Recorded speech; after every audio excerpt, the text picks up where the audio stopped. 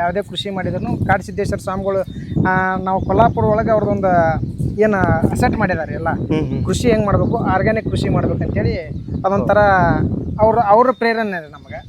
ಮತ್ತು ಪ್ರಾಣಿ ಪಕ್ಷಿಗಳು ಯಾಕಂದ್ರೆ ಈಗಿನ ಜಗತ್ತೊಳಗೆ ಎಲ್ಲರೂ ಬರೀ ಏನು ಮಾಡ್ತಾರೆ ನನಗೆ ಇರಲಿ ಅಂತಾರೆ. ಪ್ರಾಣಿ ಪಕ್ಷಿಗಳಿಗೆ ಯಾರು ನಾಯಿಗಳನ್ನು ಸಾಕ್ತಾರ, ಬೆಕ್ಕುಗಳನ್ನು ಸಾಕ್ತಾರ, ಕೋಳಿಗಳನ್ನು ಸಾಕ್ತಾರ, ಆಡುಗಳನ್ನು ಸಾಕ್ತಾರ, ಎಲ್ಲ ಥರ ಪ್ರಾಣಿಗಳನ್ನು ಸಾಕ್ತಾರೆ. ಆದ್ರೆ ಒಂದಿಷ್ಟು ಪ್ರಾಣಿಗಳು ಅವ್ರಿಗೆ ಲಾಭ ಕೊಡುವಂತ ಪ್ರಾಣಿಗಳನ್ನು ಮಾತ್ರ ಸಾಕ್ತಾರ.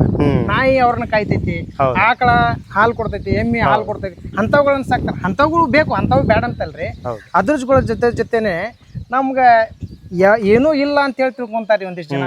ಎಲ್ಲ ಈಗ ಏನಂದ ಗುಬ್ಬಿ, ಗಿಳಿ, ಮತ್ತೆ ಒಂದಿಷ್ಟು ಬಳುವ, ಈಗ ಎಲ್ಲಾರು ಬಳುವ ಮನ್ಯಾಗ ಬಂದ್ರ ಇದು ಆಗ್ತದ ಅಂತಾರ. ಯಾವ್ದೇ ಅದನ್ನ ಮತ್ತೆ ಪೂಜೆ ಅದು ಮಾಡಿ ಅದನ್ನ ಮನಿ ಬಿಡ್ಬೇಕಂತಾರ ಸರ್. ಎಲ್ಲಾ ಮೂಢನಂಬಿಕೆ ರೀ. ಮೂಢನಂಬಿಕೆಯಿಂದ ನಮ್ಮ ಜಗತ್ತು ಯಾವಾಗ ಹೊರಗೆ ಬರ್ತೈತೆ ಅವಾಗ ನಾವೆಲ್ಲ ಇಂಪ್ರೂವ್ಮೆಂಟ್ ಆಗ್ತೀವಿ.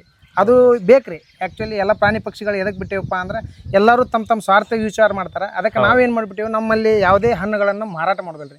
ಚಿಕ್ಕು ಅದಾವು, ಸೀತಾಫಲ ಅದ, ಮಾವು ಅದ, ಪೇರು ಅದ, ಎಲ್ಲಾ ತರ ಹಣ್ಣುಗಳದಾವು. ಆದ್ರೆ ನಾವ್ ಯಾವ ಹಣ್ಣುಗಳನ್ನ ಮಾರಾಟ ಮಾಡೋದಿಲ್ರಿ. ನೀವು ಮನಿಗೂ ಬಳಸಲ್ರಿ ಸರ್? ಮನಿಗೆ ನಮ್ಗೆ ಎಷ್ಟು ಹುಡುಗರು ಸಣ್ಣ ಮಕ್ಕಳದಲ್ಲ, ಸಣ್ಣ ಮಕ್ಳಿಗೆ ಎಷ್ಟು ಬೇಕಷ್ಟು ತಿಂತೀವಿ. ಯಾಕಂದ್ರೆ ಬೆಳೆಸಿ ಒಂದ್ಮ್ಯಾಗ ಪ್ರಾಣಿ ಪಕ್ಷಿಗಳನ್ನ ಒಟ್ಟು ಹಾಳು ಮಾಡ್ತಾವ್ರಿ. ಅಂದ್ರೆ ಅಷ್ಟು ತಿನ್ನಂಗಿಲ್ಲ, ಎಷ್ಟು ತಿಂತೈತಿ ತಿಂದು ಉಳಿದಿದ್ದು ನಾವು ಬಳಕೆ ಮಾಡ್ತೀವಿ. ಮತ್ತೆ ಯಾರು ಗೆಸ್ಟ್ ಬಂದ್ರ ಇವ್ರಿಗೆ ತಿನ್ನಾಕ್ ಬಿಡ್ತೀವ್ರಿ. ಆದ್ರೆ ಯಾರೇ ಹರಿದು ಒಯ್ದು ಮಾರೋದಾಗ್ಲಿ, ಹರ್ಕೊಂಡು ಒಯ್ದು ಮನ್ಯಾಗ ಕೂಡಿಟ್ಟು ತಿನ್ನೋದಾಗ್ಲಿ ಇಲ್ಲ. ಎಲ್ಲ ನಾವು ಪ್ರಾಣಿ ಪಕ್ಷಿಗಳು ತಿಂದು ಬಿಟ್ಟಿದ್ದೇನೆ ನಾವು ಬಳಕೆ ಮಾಡ್ಕೊಂತೀವ್ರಿ. ಆಮೇಲೆ ಸರ್ ನೀವು ಇದಕ್ಕೆ ಗೊಬ್ಬರಗಾಗಿ ಏನು ಯೂಸ್ ಮಾಡ್ತೀರಿ ಸರ್? ಆರ್ಗ್ಯಾನಿಕ್ ಆಗಿ ಮಾಡ್ತಿರೋ ಅಥವಾ